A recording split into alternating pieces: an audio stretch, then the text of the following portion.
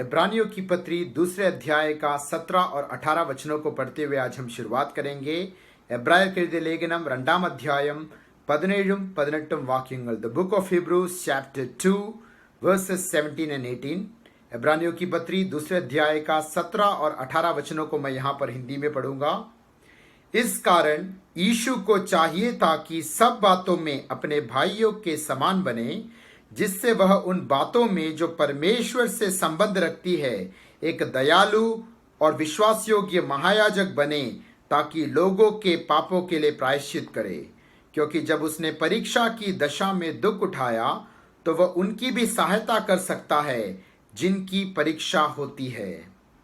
इन दो वचनों में पवित्र आत्मा यीशु मसीह के संबंध में कुछ आत्मिक सच्चाइयों को उजागर करते हुए हमें सिखाता है. उसके 17 वचन में कहता है कि यीशु मसीह सब बातों में अपने भाइयों के समान बना. He was made like his brethren in all things. अंग्रेजी परिभाषा में जो ब्रेदरन शब्द का प्रयोग किया है उसमें भाई और बहन दोनों को इंक्लूड करते हुए उस शब्द का प्रयोग किया गया है. वो कहता है यीशु मसीह सब बातों में अपने भाइयों के समान बना. यीशु मसीह का भाई कौन है? यीशु मसीह की बहन कौन है? मत्ती रचित सुसमाचार उसके 12 अध्याय का 46 से 50 वचन जब हम पढ़ते हैं, മത്തായി സുവിശേഷം 12-ാം അധ്യായം 46 തൊട്ട് 50 വരെയുള്ള വാക്യങ്ങൾ വായിക്കുമ്പോൾ वहां पर जब यीशु मसीह भीड़ से बात कर रहा था तब एक व्यक्ति ने आकर यीशु मसीह से कहा, बाहर तेरी माता और भाई लोग तेरी प्रतीक्षा कर रहे हैं, वो तुझसे बात करना चाहते हैं. उसके उत्तर में यीशु मसीह ने कहा और एक सवाल भी वहां पर उठाया, मेरा भाई कौन है और मेरी माता कौन है? अपने चेलों को, अपने शिष्यों की ओर इशारा करते हुए यीशु मसीह ने कहा, ये मेरी माता है, ये मेरे भाई हैं. और उसका आखिरी वचन कहता है 50वां वचन, जो कोई मेरे पिता परमेश्वर की इच्छा के अनुसार चलता है वही मेरी माता, वही मेरा भाई और वही मेरी बहन है. यानी यीशु मसीह के वचन के अनुसार जो कोई यीशु मसीह का चेला बना है, यीशु मसीह का सच्चा शिष्य बना है, whole hearted and radical disciple of Jesus Christ बना है, वही सच्चे रीति से यीशु मसीह का भाई, बहन और माता है. और जो पिता परमेश्वर की इच्छा को जानकर अपने जीवन में उस इच्छाओं को पूरी करता है, वो यीशु मसीह की माता, भाई और बहन की पदवी में आता है. तो यानी यीशु मसीह का भाई कौन है?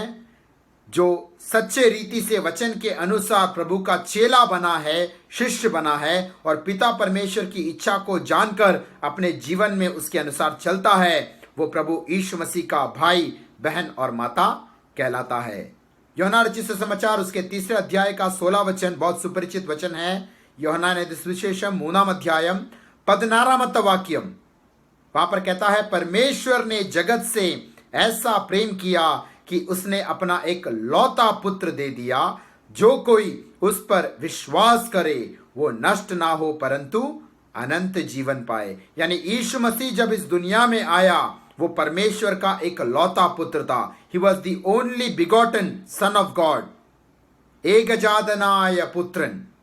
लेकिन पुनरुत्थान के पश्चात, रेजरेक्शन के पश्चात यीशु मसीह का जो पदवी है उसमें हमें एक अंतर नजर आता है.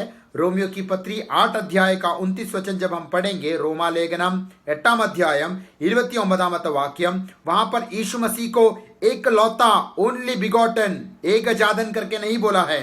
वहां पर यीशु मसीह को पहिलोटा, आद्य जादन, फर्स्ट बॉर्न का पदवी दिया है. ऐसा क्यों? यीशु मसीह जब संसार में आया वो परमेश्वर का एक लौता पुत्र था, लेकिन पुनरुत्थान के पश्चात, रिजरेक्शन के पश्चात यीशु मसीह का पदवी एक लौता नहीं बल्कि पहिलोटे का स्थान में आ गया. उदाहरण के लिए एक परिवार में एक पति पत्नी को जब एक संतान या बच्चा परमेश्वर दान देता है, वो बालक हो या बालिका, बेटा हो या बेटी, उसको हम कह सकते हैं वो एक लौता पुत्र या पुत्री है.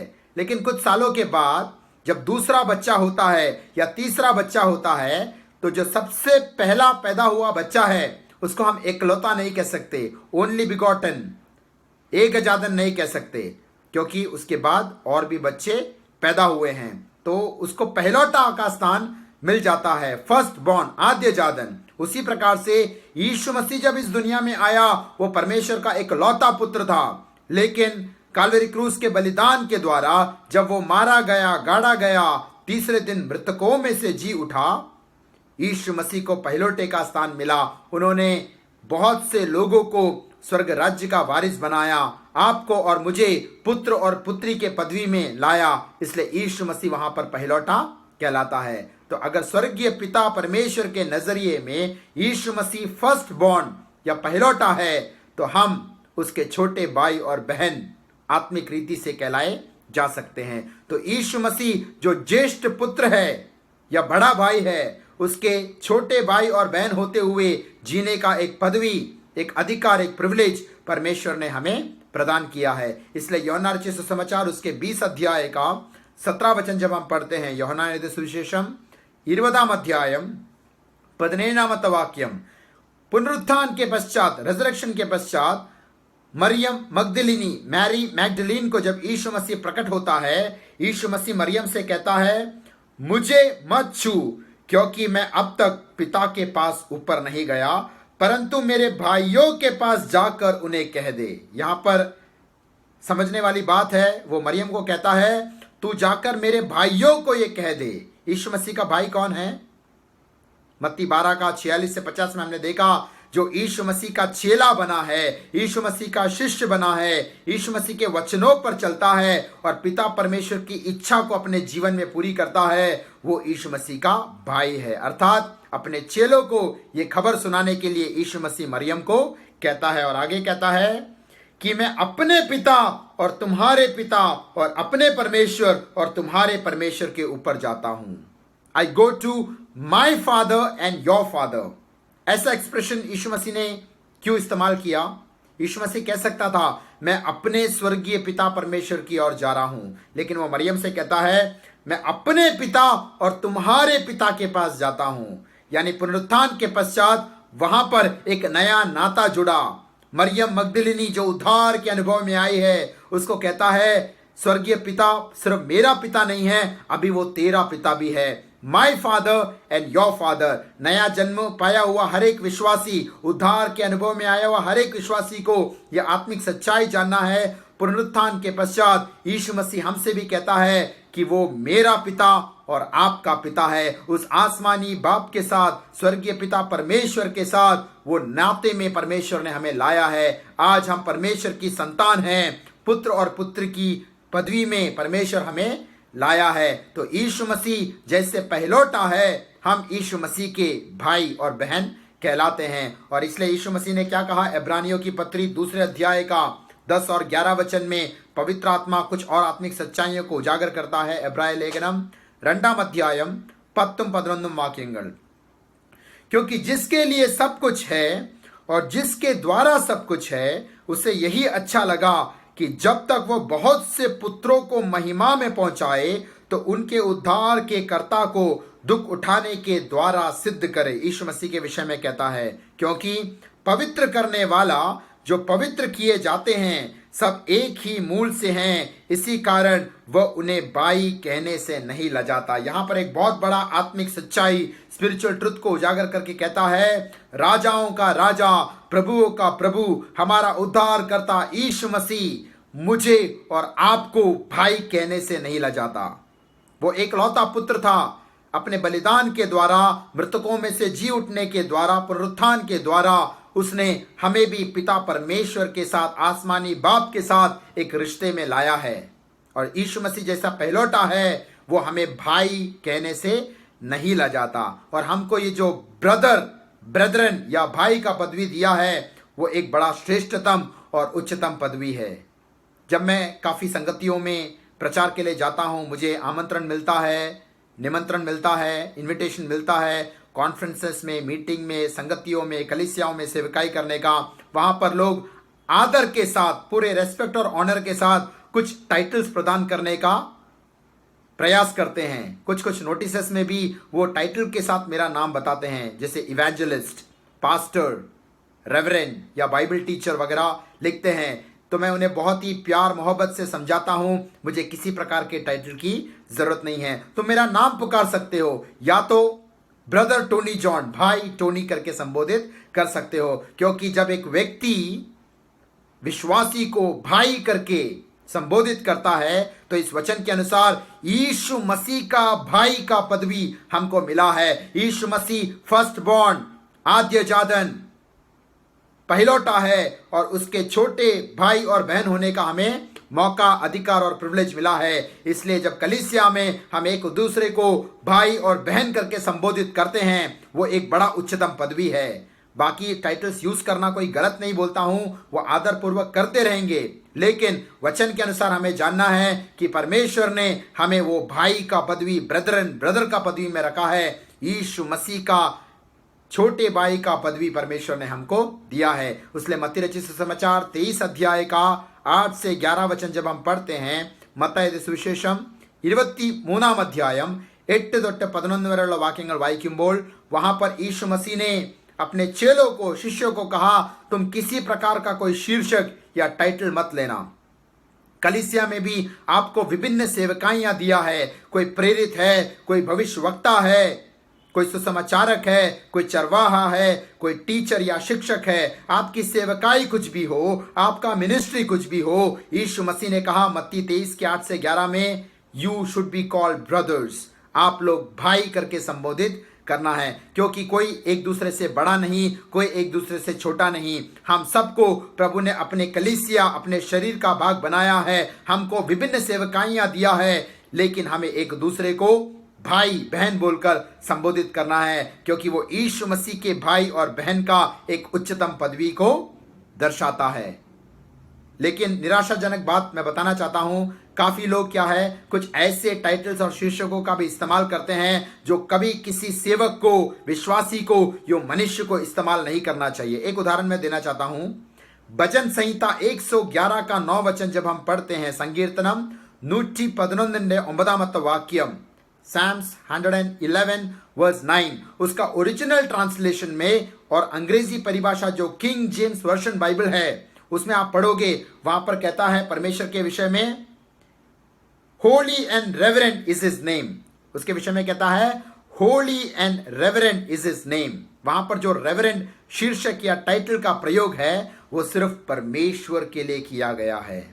लेकिन निराशाजनक बात हम देखते हैं, बहुत से प्रचारक लोग जो सेवकाई करते हैं, वो अपने नाम के आगे ये रेवरेंट टाइटल का प्रयोग करते हैं। अनजाने में अगर करते हैं तो परमेश्वर उनको मन फिरने का मौका देता है। अगर उन्हें इस वचन का ज्ञान नहीं है, वचन की रोशनी नहीं है, इग्नोरेंस में वो इस्तेमाल करते हैं, तो परमेश्वर उन्हें मौका देता है मन फिरते हुए वो महिमा परमेश्वर को देने के लिए। लेकिन अगर कोई जानबूझकर सच्चाई जानने के बावजूद भी इस्तेमाल करता है, तो परमेश्वर उसका निश्चय न्याय चुकाएगा, क्योंकि वचन कहता है एगनाय महालबुदंगल चैन दैवम, अकेले अद्भुत कामों को करने के लिए सक्षम और सामर्थ्यवान परमेश्वर जो अपना ग्लोरी, अपना महिमा किसी को नहीं देता। तो ऐसा टाइटल जो परमेश्वर के लिए इस्तेमाल करना चाहिए, जो सिर्फ परमेश्वर ही इस्तेमाल कर सकता है, कोई मनुष्य, कोई सेवक, कितना भी बड़ा भविष्यवक्ता या प्रभु का दास हो, वो इस्तेमाल करने के योग्य नहीं है। और सबसे निराशाजनक बात हम देख सकते हैं, जो लोग अपने आप को कहते हैं कि वो औरों से अधिक वचन को जानते हैं, those who claim to know the Bible more than others, those who claim to know the theology more than others, दूसरों से अधिक वचन का डिग्री और ज्ञान पाए हुए लोग इस वचन का उल्लंघन करते हैं। रेवरेंट जो परमेश्वर के लिए सिर्फ इस्तेमाल किया जाना चाहिए, आज बहुत सारे लोग करते हैं। हमें उनका न्याय नहीं करना है। We are not supposed to judge them. We are not supposed to follow them. Follow Christ and His words and His disciples. जो यीशु मसीह के चेलों को जो सिखाया गया और यीशु मसीह के चेलों ने जो किया, उसका हमें अनुकरण करना चाहिए। आप पूरे गॉस्पेल्स पढ़ोगे, सुसमाचार पढ़ोगे, मत्ती, मरकुस, लूकोस, यूहन्ना और बाकी एपिस्टल्स भी, पत्री भी पढ़ोगे, कहीं पर भी यीशु मसीह या उसके चेलों ने किसी प्रकार का टाइटल इस्तेमाल किया या उसका यत्न, प्रयत्न, परिश्रम किया करके हम देख नहीं सकते हैं। वो लोग यीशु मसीह के वचन को उसी रीति से इस्तेमाल करते थे। वे अपने आप को और दूसरों को भाइयों के रीति से संबोधित करते थे। एक वचन मैं इस संबंध में बताना चाहता हूं। വെളിപ്പാട് പുസ്തകം 1 अध्याയം 9 वाक्यम, प्रकाशित वाक्य 1 अध्याय का 9 वचन, रेवलेशन चैप्टर 1 and verse 9, वहां पर एक अनोखा वचन कहता है, याद रखना, जो बुक ऑफ रेवलेशन है, प्रकाशित वाक्य है, 95 साल का बूढ़ा एक व्यक्ति या प्रेरित यूहन्ना, जो सबसे सीनियर प्रेरित है, भविष्यवक्ता है, प्रभु का दास है, प्रचारक है, जो उस समय जिंदा था, वो अपने आप को कैसे संबोधित करता है उस वचन में हम देख सकते हैं। प्रकाशित वाक्य पहले अध्याय का 9 वचन में वो कहता है, मैं यूहन्ना जो तुम्हारा भाई और यीशु के क्लेश और राज्य और धीरज में तुम्हारा सहभागी हूं। चाहिए तो वो कह सकता था अपने आप को एक सीनियर सेवक, सीनियर प्रभु का दास, या एक पास्टर, इवेंजलिस्ट, या एक भविष्यवक्ता का टाइटल वो दे सकता था, लेकिन वहां उसकी नम्रता और दीनता देखिए। 95 years old अपचन, वो अपने आप को कैसे संबोधित करता है, I John your brother and fellow partaker in the tribulation. वो अपने आप को भाई करके संबोधित करता है। यानी यीशु मसीह ने जो हमें पुकारा है, हमें भाई कहने से उसने लजाया नहीं है। हमें उसी यीशु मसीह का अनुकरण करते हुए हमें एक विजय मसीह जीवन जीना है। और इब्रानी उसके दूसरे अध्याय का 18 वचन जब हम पढ़ते हैं, इब्राय लेखनम 2 अध्यायम 18 वाक्यम, वहां पर कहता है, क्योंकि जब यीशु ने परीक्षा की दशा में दुख उठाया तो वह उनकी भी सहायता कर सकता है जिनकी परीक्षा होती है। यीशु मसीह हमारे समान बना, अपने भाइयों के समान बना, अपने भाइयों के समान परीक्षा में पड़ा, अपने भाइयों के समान वो परखा गया, ट्रायल्स, टेम्पटेशन से वो होकर गुजरा, और उसमें उसने कष्ट दुख उठाते हुए उस पर जयवंत हुआ। इसलिए वो क्या कहता है, वह उनकी भी सहायता कर सकता है जिनकी परीक्षा होती है। यानी विश्वासी भाई बहन लोग, उद्धार पाए हुए विश्वासी लोग जब क्लेश से, संकट से, समस्या से, प्रलोभन से, परीक्षाओं से, टेम्पटेशन, ट्रायल्स एंड ट्रिबुलेशन से होकर जाते हैं, तो यीशु मसीह क्या कहता है, मैं उनकी सहायता के लिए हमेशा तत्पर हूं। अंग्रेजी परिभाषा बहुत अच्छी रीति से बोलता है, I will run to their aid those who are tempted. यानी जो विश्वासी लोग, उद्धार पाए हुए लोग जब परीक्षाओं में से जाते हैं, परीक्षाओं से होकर गुजरते हैं, प्रलोभन का सामना करते हैं, उनको सहायता देने के लिए, उनको सामर्थ्य और मदद देने के लिए यीशु मसीह वहां पर मौजूद रहता है। कितना हियाव देने वाला वचन है। यीशु मसीह हमारे समान परखा गया, वो जयवंत हुआ, इसलिए जब हम भी परीक्षाओं से होकर जाते हैं, यीशु मसीह हमें हियाव सहायता और मदद प्रदान करता है। तो इन दिनों में हम यीशु मसीह के जीवन में आई हुई परीक्षाओं के विषय में हम मनन कर रहे हैं। मत्ती रचित सुसमाचार उसके 4 अध्याय का 1 से 4 वचनों में हमने पढ़ा, पवित्र आत्मा ने यीशु मसीह को जंगल की ओर अगुवाई किया ताकि शैतान उसकी परीक्षा ले पाए। 40 दिन तक वो भूखा रहा, फास्टिंग, उपवास में रहा, और लूका 4 का 2-3 वचन कहता है, वो 40 दिन तक शैतान यीशु मसीह का परीक्षा लेता रहा। 40 दिन में अनेक परीक्षाएं यीशु मसीह ने सहा होगा, सामना किया होगा, उस पर जयवंत हुआ होगा। लेकिन हमारी प्रेरणा के लिए, हमारे एग्जॉर्टेशन के लिए, गाइडेंस के लिए पवित्र आत्मा ने जो अंतिम 3 परीक्षाएं हैं जंगल में हुई, उसका उल्लेख वचन के भाग में मत्ती 4 का 1 से 10 और लूका 4 का 1 से 13 में बताया गया है। तो वहां पर शैतान यीशु मसीह के पास आकर कहता है, यदि तू परमेश्वर का पुत्र है तो इस पत्थर को रोटी में बदल दे। यीशु मसीह भूखा था, उसने उपवास किया था, उसको भोजन का जरूरत था, बहुत ही थके हुए अवस्था में वो पाया जाता था। उस समय परमेश्वर के वचन पर सवाल उठाते हुए कहता है, यदि तू परमेश्वर का पुत्र है, क्योंकि मत्ती 3 का 17 में यीशु मसीह को एक प्रमाण पत्र स्वर्गीय पिता परमेश्वर के द्वारा मिला, ये मेरा प्रिय पुत्र है, मैं इससे प्रसन्न हूं। तो यीशु मसीह को स्वयं पिता परमेश्वर ने कहा, ये मेरा प्रिय पुत्र है, मैं इससे प्रसन्न हूं। उस वचन पर, परमेश्वर की वाणी पर सवाल उठाते हुए परीक्षा लेने के लिए शैतान आकर कहता है, if you are the son of God, यदि तू परमेश्वर का पुत्र है तो एक बड़ा चमत्कार कर। मत्ती 3 के 16 में पवित्र आत्मा कबूतर के नाइंद उतरा, पवित्र आत्मा का अभिषेक और पवित्र आत्मा का सामर्थ उसने प्राप्त किया। और शैतान उसको क्या बोलता है, जो सामर्थ, जो अभिषेक 40 दिन पहले तुझे प्राप्त हुआ है, उसका इस्तेमाल तू यहां पर एक चमत्कार करने को कर। तू भूखा अवस्था में है, पत्थर को रोटी में बदलने के लिए तेरे सामर्थ का इस्तेमाल कर, अपना भूख मिटाने के लिए, अपना पेट भरने के लिए तो इसका इस्तेमाल कर। लेकिन वहां पर यीशु मसीह जवाब क्या देता है, मत्ती 4 के 4, मत्ताई 4:4, मनुष्य केवल रोटी से ही नहीं परंतु परमेश्वर के मुख से निकलने वाले हर एक वचन से जीवित रहता है। वहां पर यीशु मसीह ने यह नहीं कहा कि रोटी की जरूरत नहीं है। Man shall not live by the bread alone but by every word that proceeds from the mouth of God. यानी रोटी जरूरत है, उससे बढ़कर परमेश्वर के मुख से निकलने वाले वचन के द्वारा मनुष्य जीवित रहेगा, सस्टेनेंस होगा उसका।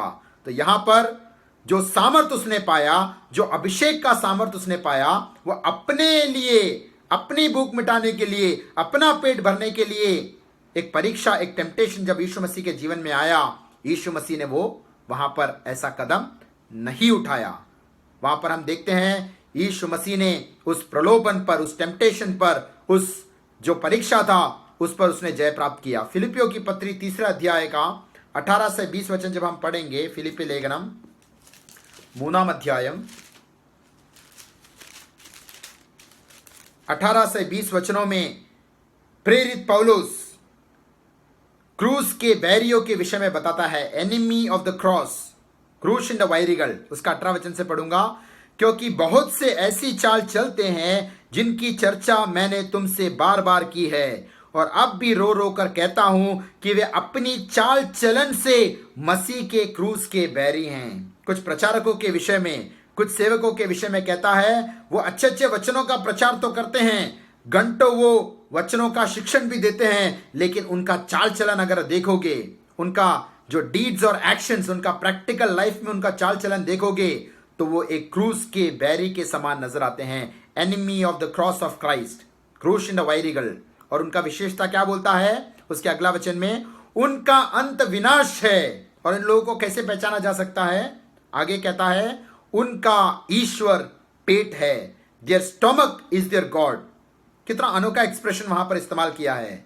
वचन की सेवकाई करते हैं, मिनिस्ट्री करते हैं, चंगाई, छुटकारा और बड़े अद्भुत काम भी करते होंगे, भविष्यवाणी भी करते होंगे, लेकिन उनका चाल चलन देखेंगे तो वो क्रूस के दुश्मन, क्रूस के वैरी हैं। और उनके विषय में क्या विशेषता बोलता है? उनका पेट उनका ईश्वर है, their stomach is their god. यानी जो भी वो सेवकाई करते हैं, जो भी वचन का प्रचार करते हैं, वो अपने पेट के लिए करते हैं। परमेश्वर, राजाओं का राजा, प्रभुओं का प्रभु यीशु मसीह उनका परमेश्वर नहीं है। उनका पेट, उनका स्टोमक उनका परमेश्वर है और वो उसी की सेवा के लिए जीते हैं, अपने लिए धन कमाने के लिए, यीशु मसीह के नाम से अपने लिए धन कमाने के लिए, अपने नाम की महिमा के लिए, अपने नाम की प्रशंसा के लिए वो इन बातों का इस्तेमाल करते हैं। यीशु मसीह को भी ये परीक्षा आया कि 40 दिन पहले जो पवित्र आत्मा का शक्ति, सामर्थ और अभिषेक उसको मिला है, वो अपना पेट भरने के लिए, अपने नाम की महिमा के लिए इस्तेमाल करना है। लेकिन यीशु मसीह ने उस वचन के द्वारा, आत्मा की तलवार के द्वारा उस परीक्षा पर जय प्राप्त किया। अगर आप देखोगे, एदन वाटिका में आदम और हव्वा को जो परीक्षा आया वो भी भोजन से संबंधित था। उत्पत्ति का किताब उसके 27 अध्याय का 25 अध्याय का 27 से आगे पढ़ोगे, वहां पर जो याकूब का भाई एसाव है, उसके जीवन में भी एक परीक्षा आया भोजन के संबंध में, और उसने एक भोजन की वस्तु के लिए अपना जो ज्येष्ठ अधिकार है, ज्येष्ठ का पदवी है, बर्थ राइट है, उसने गवा दिया। और वहां पर भी वो विफल हुआ। जहां पर आदम और हव्वा भोजन से संबंधित परीक्षा में विफल हुए, एसाव भोजन से संबंधित परीक्षा में विफल हुआ। इस मरुभूमि, जंगल, विल्डरनेस की अवस्था में यीशु मसीह को जब भोजन से संबंधित परीक्षा आया, उसने वचन के द्वारा उस पर जय प्राप्त किया। तो यीशु मसीह को परीक्षा आया कि जो सामर्थ और अभिषेक तुझे मिला है, वो अपनी नाम की महिमा के लिए, अपनी जरूरतों के लिए इस्तेमाल करना है। मुझे सुनने वाले विश्वासी भाई बहन, सेवक लोग, हमें भी विभिन्न पवित्र आत्मा के दानों और वरदानों से परमेश्वर ने भरा है। शायद अच्छा वचन का सेवकाई करने का दान हमें मिला होगा, सुसमाचार सुनाने का दान हमें मिला होगा, अच्छा गवाही देने का, अच्छे गीत गाने का दान हमें मिला होगा, भविष्यवाणी करने का, प्रोफेसी का दान हमें मिला होगा, दूसरों के लिए प्रार्थना के द्वारा चंगाई और छुटकारा प्रदान करने का दान हमें मिला होगा, हीलिंग और डिलीवरेंस का मिनिस्ट्री भी शायद हमें मिला होगा। हमें जरा परख कर देखना है, क्या हम उस अद्भुत सुपरनैचुरल पावर, असीम सामर्थ को, अभिषेक के सामर्थ को और उन आत्मिक दानों और वरदानों को हम धन कमाने के लिए इस्तेमाल करते हैं, या उस प्रचार, भविष्यवाणी, चंगाई, छुटकारा के द्वारा अपने नाम की महिमा और प्रशंसा के लिए जीते हैं, ऐसा है तो हम उस परीक्षा में विफलता की अवस्था में पाए जाते हैं। परमेश्वर चाहता है यीशु मसीह के समान हम जयवंत हो जाए। लूका रचित समाचार उसके 15 अध्याय का 11 से 32 वचन जब हम पढ़ते हैं, लूकोस 15 अध्याയം 11 തൊട്ട് 32 വരെയുള്ള വാക്യങ്ങൾ വായിക്കുമ്പോൾ वहां पर उड़ाऊ पुत्र, मुड़ियन पुत्रन या प्रोडिगल सन के विषय में पढ़ते हैं। उड़ाऊ पुत्र का कहानी हम सबको मालूम है, दृष्टांत हम सबको मालूम है। उसने अपने पिता से अपना पोर्शन, अपना इनहेरिटेंस, अपना संपत्ति लिया और जो भी दान उसने पिता से पाया अपने स्वयं के लिए इस्तेमाल किया और अंत में सब कुछ नष्ट कर दिया। आज भी बहुत सारे उड़ाऊ पुत्र और पुत्री मसीहत में पाए जाते हैं। देयर आर प्रोडिगल प्रीचर्स इन क्रिसनडम, जो परमेश्वर से दान तो पाते हैं, प्रार्थना करके अभिषेक का सामर्थ, पवित्र आत्मा का सामर्थ, पवित्र आत्मा के दान और वरदान, भविष्यवाणी, चंगाई, छुटकारा, वचन की सेवकाई का दान उन्होंने प्राप्त किया है, लेकिन उस उड़ाऊ पुत्र के समान वो भी एक उड़ाऊ प्रचारक बनकर अपने नाम की महिमा के लिए, धन कमाने के लिए उसका इस्तेमाल करते हैं। तो हमें उड़ाऊ पुत्र के समान अपने जीवन को नष्ट नहीं करना है। बाद में वो पश्चाताप करके पिता के भवन में आया है, तो ऐसे ही हमें भी वापस लौटने का, मन फिरावट का परमेश्वर एक मौका देता है। तो हमें जो दान परमेश्वर ने दिया है वो परमेश्वर की नाम की महिमा के लिए इस्तेमाल करना चाहिए। जो अभिषेक का सामर्थ दिया है वो दूसरों को आशीष देने के लिए इस्तेमाल करना, अपनी प्रशंसा, अपना नाम कमाने के लिए या अपने लिए धन कमाने के लिए कभी भी उन दानों का इस्तेमाल नहीं करना चाहिए। लूका रचित समाचार उसके 4 अध्याय का 8 वचन में यीशु मसीह के विषय में एक अनोखा वचन कहता है।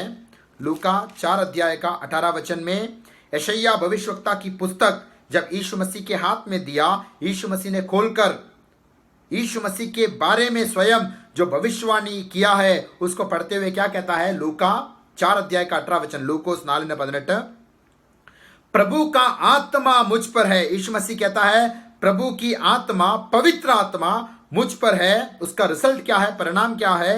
इसलिए कि उसने कंगालों को सुसमाचार सुनाने के लिए मेरा अभिषेक किया है। तो यीशु मसीह के ऊपर जो कबूतर के 9 पवित्र आत्मा उतरा, प्रेरितों के काम 10 के 38 के अनुसार पवित्र आत्मा और सामर्थ के साथ जो अभिषेक यीशु मसीह ने प्राप्त किया, उसने अपना पेट भरने के लिए, अपने लिए धन कमाने के लिए, अपना किंगडम और राज्य बनाने के लिए नहीं किया।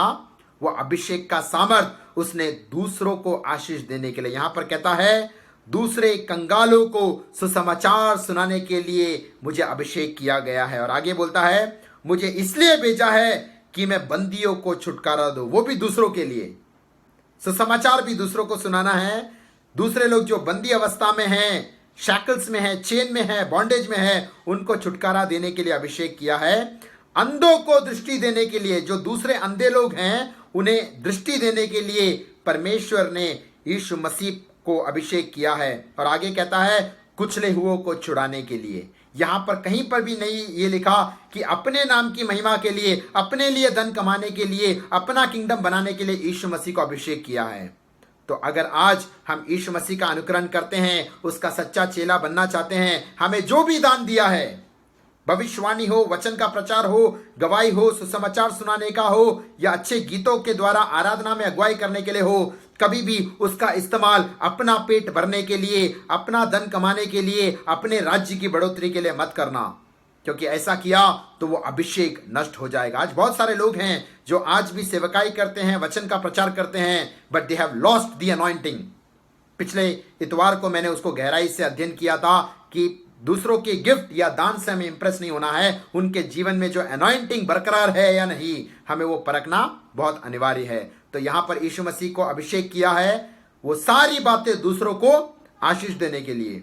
लूका उसके 11 अध्याय का 5 से 8 वचन में भी यीशु मसीह ने जो अपने चेलों को प्रार्थना करना सिखाया, लूका 11 अध्याय का 5 से 8, उसका दृष्टांत का हमने बहुत ही विस्तार से अध्ययन किया था। वहां पर उदाहरण के लिए मेरे घर पर रात को एक मेरा मित्र आता है, उसको भोजन परोसने के लिए मेरे पास कुछ है नहीं, तो मैं अपने पड़ोसी यीशु मसीह के पास जाकर 3 रोटियों के लिए मैं निवेदन करता हूं।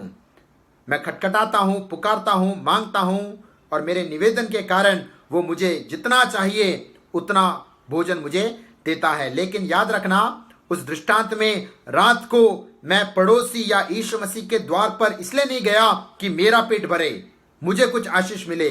मेरे भवन में आया हुआ, मेरे जीवन में आया हुआ मेरा मित्र वो भूखा अवस्था में है, उसको आशीष देने के लिए, उसको वचन देने के लिए मेरे पास कुछ नहीं है, और उस खातिर मैं यीशु मसीह के पास गया। तो इस रीति से आपको पवित्र आत्मा के लिए प्रार्थना करना है, यीशु मसीह कहता है। यानी दूसरों को हम कैसे ब्लेस कर पाए, दूसरों को हम आशीष कैसे दे पाए, इसके लिए हमें पवित्र आत्मा का सामर्थ पाना है। तो यीशु मसीह को जब टेम्पटेशन आया, परीक्षा आया कि अपने लिए कुछ इस्तेमाल कर, यीशु मसीह ने वचन के द्वारा उस सब पर जय प्राप्त किया। जब हम आगे पढ़ते हैं यूहन्ना रचित सुसमाचार उसके 6 अध्याय का 1 से 13 वचन, യോഹന്നാൻ 6 അധ്യായം 1 തൊട്ട് 13 വരെയുള്ള വാക്യങ്ങൾ വായിക്കുമ്പോൾ वहां पर हम देखते हैं यीशु मसीह ने जो अभिषेक का सामर्थ उसको मिला है, पवित्र आत्मा का जो सामर्थ मिला है, 5000 पुरुषों की संख्या वहां पर बताया है, स्त्रियों की संख्या, बच्चों की संख्या नहीं बताया है। 5000 से अधिक जो पुरुष हैं और उससे अधिक स्त्रियां और बच्चे भी रहेंगे, उतने हजारों की संख्या में लोगों को भोजन देने के लिए यीशु ने अपने सुपर नेचुरल पावर का, एनॉइंटिंग पावर का, अभिषेक के सामर्थ का प्रयोग किया। लेकिन जब जंगल में वो भूखा था, उसने वो सामर्थ का प्रयोग अपना पेट भरने के लिए नहीं किया। इन सब बातों से एक ही आत्मिक सच्चाई उजागर होती है, जो अभिषेक परमेश्वर ने हमें दिया है वो औरों को आशीष देने के लिए हमारे जीवन में हमें निश्चय इस्तेमाल करना है। लेकिन कोई सवाल करेगा तो हमारे जीवन के लिए क्या है? मत्ती उसके 6 का 11 जब पढ़ते हैं, मत्ती सुविशेषम 6 अध्यायम 11 वाक्यम, वहां पर यीशु मसीह ने अपने चेलों को प्रार्थना करने क्या सिखाया? Give us this day our daily bread, आज की रोटी हमें देना। यानी यीशु मसीह से जब प्रार्थना करना उसने सिखाया, उसने पिता परमेश्वर से यह प्रार्थना करना सिखाया कि आज की रोटी हमें देना। निश्चय अगर हम परमेश्वर के राज्य और धार्मिकता की खोज करते हैं, if we seek his kingdom and righteousness first, ആദ്യം ദൈവത്തിന്റെ രാജ്യം നീതിയും അന്വേഷിച്ചാൽ തക്ക സമയത്ത് നമുക്ക് ആവശ്യമുള്ള എല്ലാ കാര്യങ്ങൾ कर्ताव तक समय तो नलगुम, समय के अनुसार, अपने समय के अनुसार परमेश्वर हम सबको देगा। आपका जरूरत रोटी का होगा, मकान का होगा, कपड़े का होगा, आपके बच्चों की पढ़ाई का होगा, उनके अच्छे भविष्य के लिए होगा। जो भी जरूरतें हैं, अगर आप परमेश्वर के राज्य और धार्मिकता की खोज करते हो, मत्ती 6 का 33, मत्ताई 6:33, परमेश्वर आपकी सारी जरूरत की बातें समय के अनुसार जोड़ कर देगा। तो यीशु मसीह के परीक्षा के विषय में हम पढ़ते हैं कि वचन के द्वारा उसने उस परीक्षा पर जयवंत हुआ। उसने व्यवस्था विवरण की किताब से वचन को कोट करते हुए शैतान ने लाया हुआ परीक्षा पर जय प्राप्त किया। और जब शैतान ने यह देखा कि यीशु मसीह ने वचन के द्वारा परीक्षा पर जय प्राप्त किया, तो अगला परीक्षा क्या कहता है? मत्ती उसके 4 अध्याय का 6 और 7 वचन, मत्ताई सुविशेषम 4 अध्याയം 6-7 വാക്യങ്ങൾ വായിക്കുമ്പോൾ वहां पर कहता है, यदि तू परमेश्वर का पुत्र है तो अपने आप को नीचे गिरा, क्योंकि लिखा है वह तेरे विषय में अपने स्वर्गदूतों को आज्ञा देगा और वे तुझे हाथों हाथ उठा लेंगे, कहीं ऐसा ना हो कि तेरे पांवों से पत्थर ठेस लगे। यहां पर कहते हैं कि यीशु मसीह को मंदिर के कंगूरे पर खड़ा किया, टॉप ऑफ द टेम्पल, और वहां से उसको कूदने के लिए उकसाया, कूदने के लिए प्रेरित किया। तो यीशु मसीह ने जो पहला परीक्षा यहां पर बताया गया है, पत्थर को रोटी में बदलना, उसका जब परमेश्वर के वचन को कोट करते हुए यीशु मसीह उस परीक्षा पर जयवंत हुआ, तो शैतान भी चतुर है, कनिंग फो है।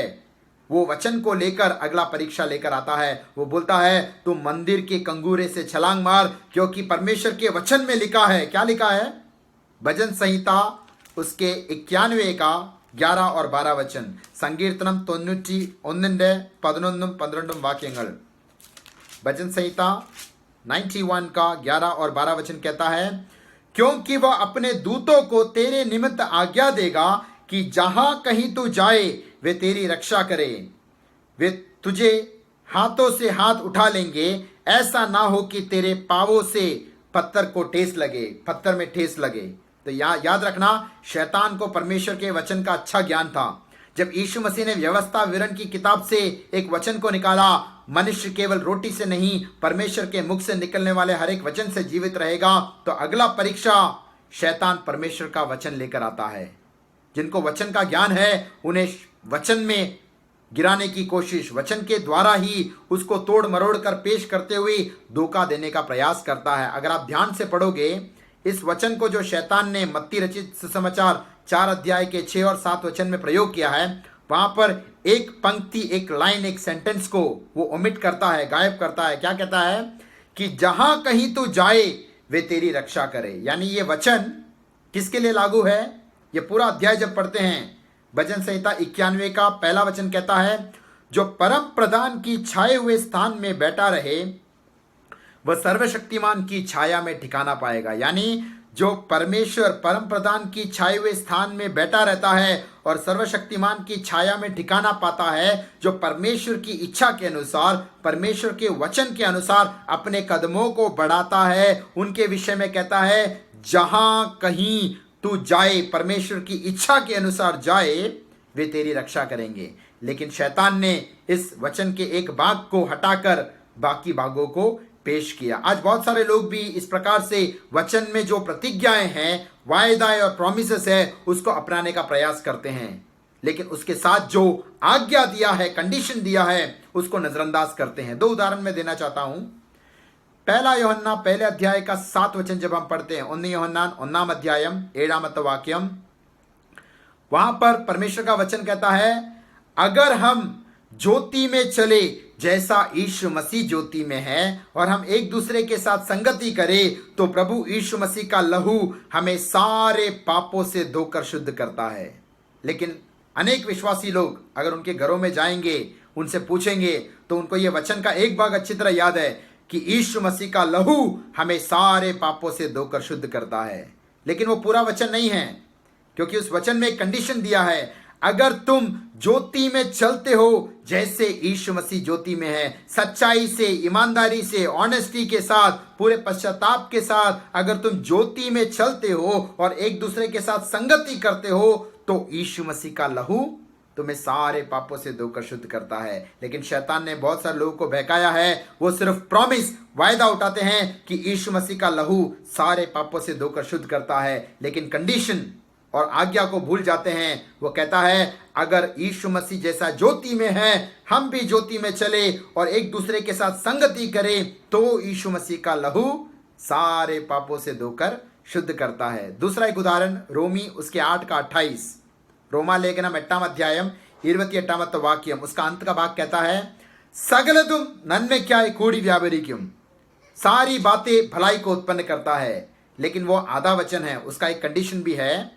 കർത്താവിനെ സ്നേഹിക്കുന്നവർക്കും निर्णय विलिकപ്പെട്ടവർക്കും सगलदुम नन्मेक्काय कूड़ी व्यापरिक्युम, जो परमेश्वर से प्रेम करता है और उसके इच्छा के अनुसार बुलाया गया है, उसके लिए सारी बातें भलाई को उत्पन्न करता है। तो वहां पर कंडीशन क्या बताया है, जो परमेश्वर से प्रेम करता है, उसकी आज्ञा का पालन करता है और उसके इच्छा के अनुसार बुलाया गया है, उसके लिए सारी बातें भलाई को उत्पन्न करता है। तो शैतान कुछ वचनों के भागों को लेकर आकर हमें भी परीक्षा में डालेगा, हमें भी प्रलोभन में डालेगा, लेकिन यीशु मसीह के समान हमें दूसरे वचन के द्वारा उस पर जय प्राप्त करना है। यहां पर जो यीशु मसीह का परीक्षा हुआ क्या था कि जो परमेश्वर पिता ने जो अगुवाई नहीं किया, जो गाइडेंस नहीं किया, ऐसा एक स्टेप लेने के लिए यीशु मसीह को उसने उकसाया, यीशु मसीह को प्रलोभन में लाया। परमेश्वर ने कभी ये नहीं बोला कि तू छलांग मार और मैं तुझे बचाऊंगा। अगर तू परमेश्वर परम प्रधान की छाया में बने रहता है, वचन के अनुसार चलता है, परमेश्वर की अगुवाई पाकर रस्तों में चलता है, वहां पर परमेश्वर तेरी रक्षा करेगा बोला है। अपने मनमानी में, शैतान की प्रेरणा में कुछ कदम उठाकर परमेश्वर तू मेरी रक्षा करना अगर कोई बोलता है, तो वो अपने आप को धोखा दे रहा है। तो पिता परमेश्वर की अगुवाई के बिना एक कदम उठाने के लिए शैतान ने यीशु मसीह को भी परखा, उसको उकसाया। और दूसरा बात हम क्या कहते हैं, आत्महत्या करने के लिए, सुसाइड करने के लिए उकसाया। मुंबई में बहुत सारे स्काईस्क्रैपर बिल्डिंग्स हैं, वहां से अगर कोई छलांग मारता है निश्चय उसका मौत हो जाएगा। एक उदाहरण मैं बताना चाहता हूं, बोर्ड एग्जाम का जब रिजल्ट आया, मैं जब स्कूल में पढ़ता था, बोर्ड एग्जाम का रिजल्ट आया, तो वहां पर मेरे स्कूल में पहुंचने से पहले ही मेरे मित्रों ने मुझे खबर दिया कि मैं बोर्ड एग्जाम में फर्स्ट रैंक आया है, मैंने स्कूल में टॉप किया है। मुझे वो सुनकर बड़ा आनंद हुआ, लेकिन जब मैं स्कूल में पहुंचा वहां पर मुझे एक निराशा का खबर भी सुनाई दिया। मेरा एक अच्छा मित्र जो मेरे साथ पढ़ता था, मेरा क्लासमेट था, एक विषय में, एक सब्जेक्ट में कुछ मार्क्स कम आने के कारण वो विफल हो गया, फेल हो गया, और उसका खबर सुनते ही कुछ घंटों में उसने आत्महत्या कर लिया। उस दिन मेरे को बड़ा आनंद का दिन था, लेकिन मेरे मित्र का मौत की खबर सुनकर, टाइम्स ऑफ इंडिया में उसका फोटो और न्यूज़ वगैरह आया था, वो सुनकर मुझे बड़ा दुख हुआ। तो ऐसे बहुत से विद्यार्थियों को, स्टूडेंट्स को टेंशन और प्रेशर में लाकर, स्ट्रेस में लाकर, बहुत सारे तरुण युवक युवती, जवान युवक युवतियों को परमेश्वर की महिमा से वंचित होकर शैतान आत्महत्या की ओर प्रेरणा करता है। और यीशु मसीह को भी उस मंदिर के ऊपर से छलांग मारने को जब कहा, यीशु मसीह ने उस परीक्षा पर जय प्राप्त किया। आगे हम देखते हैं, कुछ एक महान, एक स्पेक्टेकुलर काम करने के लिए वहां पर परीक्षा लिया गया। यीशु मसीह परमेश्वर का पुत्र है, अभिषेक का सामर्थ मिला है, और स्वर्ग का प्रमाण पत्र भी मिला कि ये मेरा प्रिय पुत्र है, मैं इससे प्रसन्न हूं। अगर यीशु मसीह मंदिर के ऊपर से छलांग मारता है और अद्भुत रीति से अगर बच जाता है, तो सब लोग उसको ऑनर और रेस्पेक्ट और आदर करेंगे। लेकिन यीशु मसीह किसी की तालियों के लिए, किसी की प्रशंसा पाने के लिए कुछ नहीं करता था। और उसी प्रकार से पौलुस भी कहता है, गलातियों की पत्री पहले अध्याय का 10 वचन, गलाती लेखनम 1 अध्यायम 10 वाक्य, वहां पर कहता है कि अगर मैं एक भी मनुष्य को प्रसन्न करने के लिए कुछ बात या सेवकाई करता हूं, तो मैं कभी भी परमेश्वर का दास नहीं बन सकता। तो हमें औरों को प्रसन्न करने के लिए नहीं, शैतान की प्रेरणा से नहीं, परमेश्वर को प्रसन्न करते हुए हमें जीवन बिताना है। तो यहां पर एक और संदेश मैं बताना चाहता हूं। मैंने एक लेख इस प्रकार से पढ़ा था, मंदिर के गोबुद या कंगूरे से छलांग मारने को जब शैतान ने यीशु मसीह को उकसाया, तो यीशु मसीह ने उसको जवाब क्या दिया कि पिता परमेश्वर की कभी परीक्षा नहीं लेनी चाहिए। जब शैतान ने एक वचन लेकर आकर कहा, वचन में ऐसा लिखा है, तुझे ऐसा कदम उठाना पड़ेगा, तो यीशु मसीह ने कहा, वचन में और भी बातें लिखी है, उसके अनुसार मैं ये कदम नहीं उठाऊंगा। तो शैतान जब एक वचन लेकर आकर हमें बहकाने की कोशिश करता है, हमें दूसरे वचन के द्वारा उस पर जय प्राप्त करना है। आज काफी लोग मसीहत में, अनेक कलीसियाओं में एक एक वचन के द्वारा वो लोग उपदेश बनाकर लोगों को बहकाने का कोशिश करते। एक उदाहरण मैं देना चाहता हूं। बेंगलोर में जब मैं गया, वहां पर एक बहुत बड़ा कलीसिया है, वो एक एशवा नामक ग्रुप के अंडर में आता है, और उनका एक खराबी या उनका एक दुरुपदेश क्या है, वो यीशु मसीह के नाम से लोगों को बपतिस्मा देते हैं, और वो वचन भी कोट करते हैं। प्रेरितों के काम 2 अध्याय का 38 वचन, एक्ट्स चैप्टर 2 वर्स 38, प्रवर्तिगल 2:38। पेंतिकोस के दिन पतरस ने वहां पर सुसमाचार जो सुनाया, मन फिरो और यीशु मसीह के नाम से तुम बपतिस्मा लो, तो तुम्हारे पाप क्षमा किए जाएंगे और तुम्हें पवित्र आत्मा का दान मिलेगा। तो वो सिर्फ एक वचन, पतरस का वो वचन उठाकर उन्होंने उपदेश बनाया है कि यीशु मसीह के नाम से हमें बपतिस्मा देना है। लेकिन यीशु मसीह ने उससे पहले क्या कहा, उस वचनों को वो नजरअंदाज करते हैं। मत्ती 28 अध्याय का 19 और 20 वचन जब हम पढ़ते हैं, मत्ताई सुविशेषम 28 अध्यायम 19-20 वाक्यങ്ങൾ, वहां पर यीशु मसीह ने क्या कहा, गो एंड मेक डिसाइपल्स, जाओ और मेरे चेलों को बनाओ। और जो चेला बनने के लिए तैयार है, उन्हें पिता, पुत्र और पवित्र आत्मा के नाम से बपतिस्मा देना है। तो क्लियर कट यीशु मसीह का वचन है, उसको हटाते हुए, उसको नजरअंदाज करते हुए पतरस का एक वचन लेकर वो लोग उपदेश बनाते हैं कि यीशु मसीह के नाम से बपतिस्मा लेना है। तो शैतान अगर आके कहेगा कि प्रेरितों के काम 2 अध्याय का 38 वचन में कहा है कि यीशु मसीह के नाम से बपतिस्मा देना है, यही सही उपदेश है, तब हमें कहना है नहीं, मत्ती 28 का 19 और 20 में यीशु मसीह ने कहा है कि पिता, पुत्र और पवित्र आत्मा के नाम से बपतिस्मा देना है। एक्चुअल में पतरस ने वहां पर गलत बात नहीं कहा, पतरस ने वहां पर यीशु मसीह को उजागर करते हुए कहा, पिता, पुत्र यीशु मसीह और पवित्र आत्मा के नाम से बपतिस्मा लेना है। क्योंकि वहां जो अविश्वास से विश्वास में आए हुए लोग हैं, उन्हें त्रिएक परमेश्वर के बारे में ज्यादा मालूम नहीं है। लेकिन इस प्रकार से अगर एक वचन को लेकर अगर उपदेश बनाएंगे, हम गलत राह पर चले जाएंगे। अंग्रेजी में इस प्रकार से कहते हैं, शैतान ने आकर यीशु मसीह से कहा, it is written so jump. तो यीशु मसीह ने उसको उत्तर दिया, it is also written, do not tempt the Lord your God.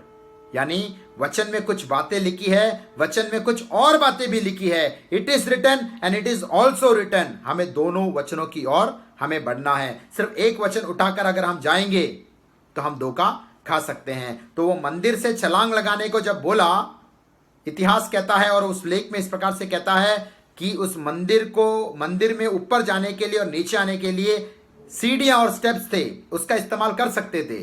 तो शैतान ने जब यीशु मसीह को छलांग लगाने के लिए बोला, यीशु मसीह ने छलांग नहीं लगाया क्योंकि सीढ़ियां मौजूद थी। हम भी मुंबई में रहते हैं, हम लोग भी स्काई स्क्रैपर बिल्डिंग्स में जाते हैं। मेरा एक दोस्त है जो 27वें माले में रहता है, वो लिफ्ट का प्रयोग करता है या स्टेप्स का प्रयोग करता है। अगर कुछ इमरजेंसी होगा तो शायद पैराशूट का भी इस्तेमाल कर सकता है, लेकिन जब लैडर, स्टेप्स और लिफ्ट दिया है तो छलांग मारकर आत्महत्या करने की कोई जरूरत नहीं है। तो अगर स्टेप्स दिया है तो उसका इस्तेमाल करना है। और उसका एक अंतिम में एक उदाहरण देना चाहता हूं। काफी लोग जब भी कोई बीमार अवस्था में होते हैं, जब भी कोई बीमारी से ग्रस्त होते हैं, कुछ लोग कहते हैं हम लोग दवाई नहीं लेंगे, मेडिसिन नहीं लेंगे। उनका विश्वास है, हम किसी के विश्वास पर सवाल नहीं कर सकते। कुछ विश्वासी लोग हैं, कुछ अच्छे प्रभु के दास लोग भी हैं जो बिना दवाई लिए, बिना ट्रीटमेंट किए, बिना मेडिसिन लिए वो परमेश्वर के द्वारा चंगाई प्राप्त करते हैं। जरूर वो अच्छी बात है, परमेश्वर के ऊपर उनका विश्वास है। लेकिन अगर वो दूसरों को प्रचार करते हैं कि कलीसिया में कोई भी दवाई नहीं लेना चाहिए, कोई भी मेडिसिन नहीं लेना चाहिए, किसी प्रकार का ट्रीटमेंट के लिए नहीं जाना चाहिए, तो वो उपदेश सही उपदेश नहीं है। मैं बीमार अवस्था में हूं, मेरा विश्वास है कि मैं बिना किसी दवाई के द्वारा, बिना किसी मेडिसिन या ट्रीटमेंट के द्वारा परमेश्वर मुझे चंगाई दे सकता है, वो मेरा विश्वास है। लेकिन मैं उसको एक डॉक्ट्रिन या उपदेश के रीति से सबको सिखाऊं कि आप सब लोग मेरे समान बनना, मेडिसिन मत लेना, दवाई मत लेना, कोई ट्रीटमेंट के लिए मत जाना, तो उस उपदेश का विरोध हमें करना पड़ेगा। क्योंकि वचन कहता है it is written and it is also written. निर्गमन उसके 15 अध्याय का जब 26 वचन पढ़ते हैं, पुറപ്പാട് പുസ്തകം 15 अध्याय 26 वाक्य में, एक्सोडस चैप्टर 15 वर्स 26, वहां पर कहता है I am the God your healer, मैं तुम्हें चंगा करने वाला परमेश्वर हूं। निश्चय उस वचन को थामते हुए, उस वचन पर विश्वास करते हुए, जब हमारे जीवन में कोई बीमारी आता है, हमारे परिवार में कोई बीमार है, हमारे कलीसिया में, समाज में, नाते रिश्तेदार में कोई बीमार है, उस वचन को लेकर विश्वास के साथ हमें प्रार्थना करना है। जो भी कोई बीमार अवस्था में है उनके लिए निश्चय प्रार्थना करना अनिवार्य है। क्योंकि वचन कहता है परमेश्वर यहोवा चंगा करने वाला परमेश्वर है, यहोवा राफा चंगा करने वाला परमेश्वर है। लेकिन सिर्फ वो वचन लेते हुए अगर उपदेश बनाएंगे कि परमेश्वर यहोवा चंगा करने वाला परमेश्वर है, इसलिए कोई दवाई नहीं लेना चाहिए, कोई मेडिसिन नहीं लेना चाहिए, कोई ट्रीटमेंट नहीं लेना चाहिए, तो शायद गलत राह पर हम चले जाएंगे। इट इज रिटन, ये लिखा है कि परमेश्वर यहोवा चंगा करने वाला परमेश्वर है, वो आपको चंगाई देगा। लेकिन इट इज ऑल्सो रिटन, एक और बात लिखा है, 1 तिमोथी 5 अध्याय का 23 वचन में कहता है, पौलुस जो महान प्रभु का दास था, जो भविष्यवक्ता था, बड़ा प्रचारक था, उसने अनेक लोगों के लिए प्रार्थना किया, चंगाई मिला, अनेक लोगों के लिए प्रार्थना किया, उनको छुटकारा मिला। वो तिमोथियुस से कहता है, अपना आत्मिक पुत्र तिमोथियुस से कहता है, तेरे शरीर में जो बीमारी है या तेरे जो पेट की जो तकलीफ है, स्टमक एलिमेंट है, उसके लिए मैंने भी प्रार्थना किया, तूने भी प्रार्थना किया, कलीसिया ने भी प्रार्थना किया होगा, लेकिन शायद परमेश्वर का इच्छा है उसको अभी तक चंगाई नहीं मिला है। इसलिए वो वचन कहता है 1 तिमोथी 5 अध्याय का 23 वचन, टेक सम वाइन, दाक्रस, वीन्य। वहां पर जो दाक्रस है, वाइन है, वो एक मेडिसिन का रीति से दिखाई देता है। जो वीन्य, दाक्रस या वाइन पीने से स्टमक एलिमेंट्स वगैरह दूर होता है, हील होता है। इसलिए पौलुस कहता है मैंने प्रार्थना किया, तूने प्रार्थना किया, कलीसिया ने प्रार्थना किया, लेकिन परमेश्वर का योजना होगा, अभी तक चंगाई नहीं मिला है। इसलिए सिर्फ सादा भोजन या जल नहीं, उसके साथ दाक्रस भी ले ताकि तेरे को हीलिंग या चंगाई मिले। तो वहां पर पौलुस स्वयं कहता है थोड़ा मेडिसिन लेने में कोई गलती नहीं है। लेकिन अगर हम सिर्फ एक वचन को लेंगे, निर्गमन 15 का 26 कहता है परमेश्वर यहोवा चंगाई करने वाला है, इसलिए मेडिसिन या दवाई लेने की जरूरत नहीं है, तो हम गलत राह पर जाएंगे। अगर हमारा विश्वास है कि हमें दवाई के बिना परमेश्वर चंगा करेगा, तो निश्चय उस विश्वास में आगे बढ़े। लेकिन औरों को उपदेश देकर बहकावे में मत लेके जाइए। अगर उनका विश्वास कहता है कि दवाई परमेश्वर ने बनाया है।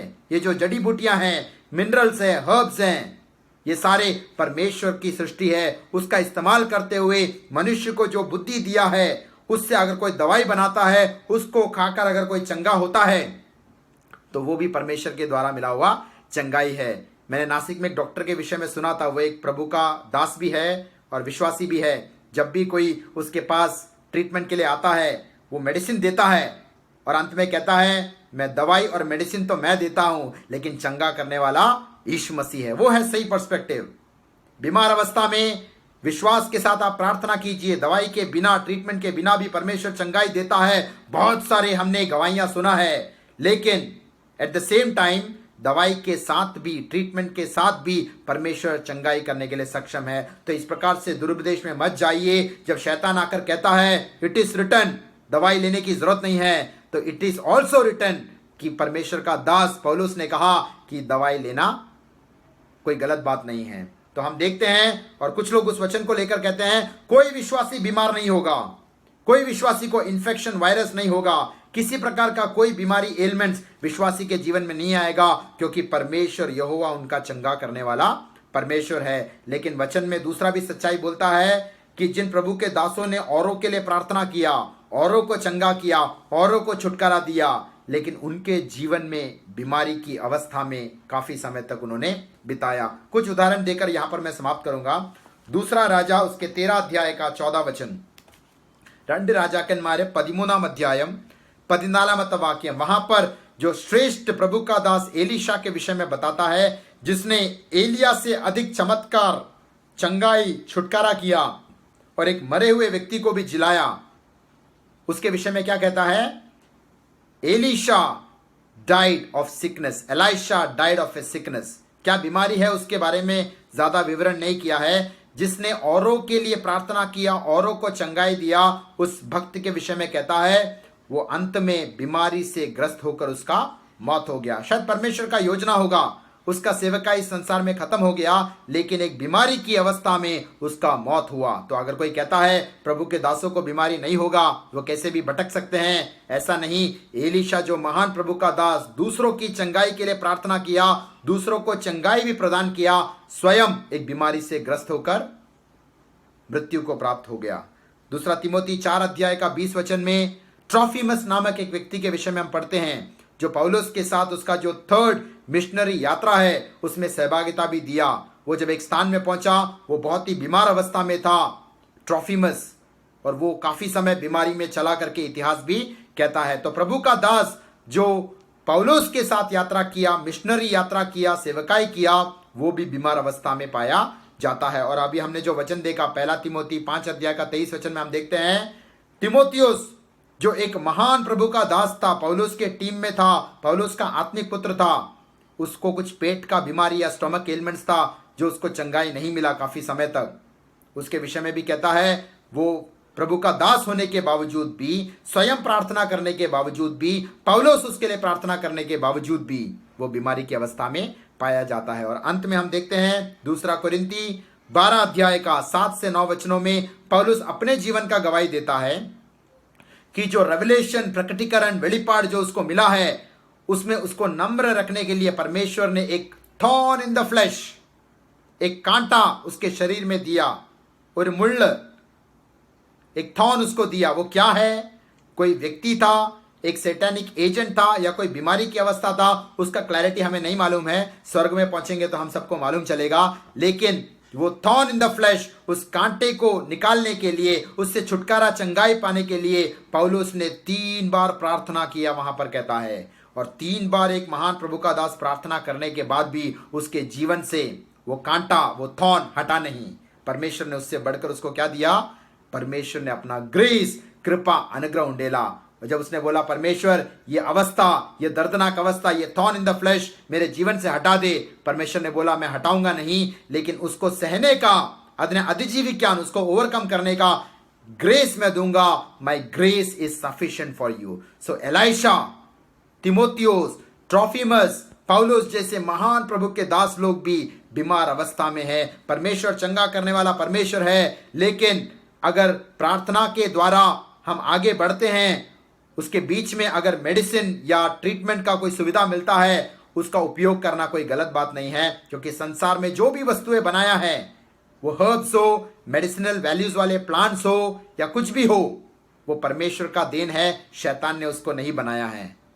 एक व्यक्ति मिला मुझे जिसने कहा कि विश्वासियों को दवाई नहीं लेना चाहिए, कितना भी बीमार अवस्था में हो प्रार्थना के द्वारा ही चंगाई पाना चाहिए। लेकिन हम एक गलत गवाही भी सुनते हैं, काफी लोग जो मेडिसिन के द्वारा या समय पर ट्रीटमेंट मिलने के द्वारा उनका जान बच सकता था, बहुत सारे प्रभु के दास और सेवक लोग जिन्होंने मौत की दिशा में चले गए, अपने प्राण को उन्होंने त्याग दिया क्योंकि उन्होंने किसी प्रकार का दवाई उपयोग नहीं किया। शायद परमेश्वर उन्हें और भी इस्तेमाल करना चाहता था इस संसार में, लेकिन उनका जो हटपना है या एक वचन पर विश्वास करते हुए दूसरे वचन को नजरअंदाज किया, शैतान ने उनको भी बहकाया है। हम उनका न्याय नहीं करते। दवाई के बिना परमेश्वर सबको चंगाई दे, हमारी प्रार्थना और हमारी आशा भी ये है। लेकिन अगर सुविधा मिलता है दवाई खाने का, तो पौलुस ने जैसे तिमोथियुस को सजेशन एडवाइस किया, वैसे हम भी ले सकते हैं, उसमें कोई गलत बात नहीं है। It is written, it is also written. कुछ लिखा है, उसके साथ कुछ और भी लिखा है। एक वचन को लेते हुए उपदेश मत बनाइए, एक वचन को लेते हुए बहकावे में मत जाइए। अगर आपका विश्वास है वो अच्छी बात है, लेकिन उसके द्वारा दूसरों को एनफोर्स करते हुए बहकाना परमेश्वर की बिल्कुल इच्छा नहीं है। उस व्यक्ति को मैंने इस प्रकार से कहा, क्या आप ऑरेंज खाते हो, संतरा, टोमेटो? तो उसने बोला हाँ वो तो मैं खाता हूं, वो तो वेजिटेबल और फ्रूट है, मैं खा सकता हूं। तो मैंने कहा कि टोमेटो में, संतरा में, ऑरेंज में विटामिन सी आता है, विटामिन सी की प्राप्ति होती है।